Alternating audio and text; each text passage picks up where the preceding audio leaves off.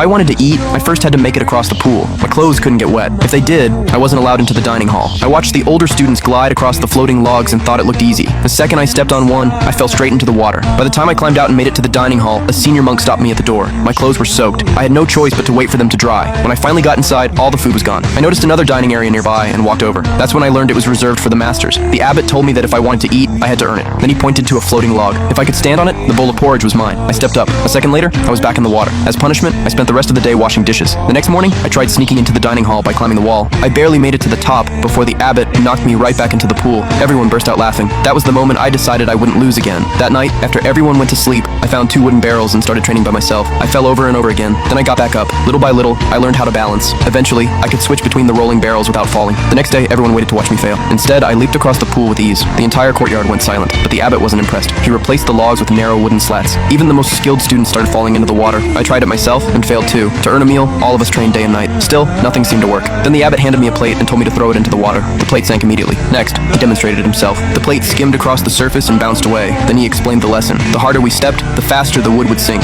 At that moment, everything finally clicked. From then on, I trained beside the pool every night. Fall, get up, fall again, get up again. Days later, I finally mastered running across the water. The abbot had been watching the whole time. Soon after, he sent me to chamber 34. That chamber focused entirely on arm strength. I carried 2 buckets filled with water. Sharp blades were mounted on both sides. One mistake, and I'd cut myself badly. For 3 straight months, my hands were covered in blisters. Slowly, my body became as steady as a mountain. I could even help the other students while carrying the buckets. The abbot was pleased. Not long after, he sent me to chamber 33. There were no weapons there, only a wooden fish drum and a massive bell. Every time the abbot struck the drum, I had to strike the bell. At first, I thought it had nothing to do with martial arts. Then he handed me the hammer. I used every ounce of strength I had and still couldn't lift it. That's when I understood. This wasn't about ringing a bell. It was about training the wrists. The bamboo pole was nearly 12 feet long. The hammer hung from the very end. The farther back I held it, the heavier it became. I had to inch my hands forward just to lift it. Even then, after a few strikes, my wrists went numb. The pole slipped from my hands and crashed to the floor. No one looked at me. Everyone continued praying as if nothing had happened. My pride took a serious hit. From that day on, my wrists were injured constantly. Heal, train, get hurt again, heal again. Day after day, little by little, I learned how to control the force. The hammer started feeling lighter. Then one day, the abbot suddenly increased the rhythm. But no matter how quickly he played, I kept up with every strike. For the first time, I saw him smile. And just like that, I earned my place in the next chamber.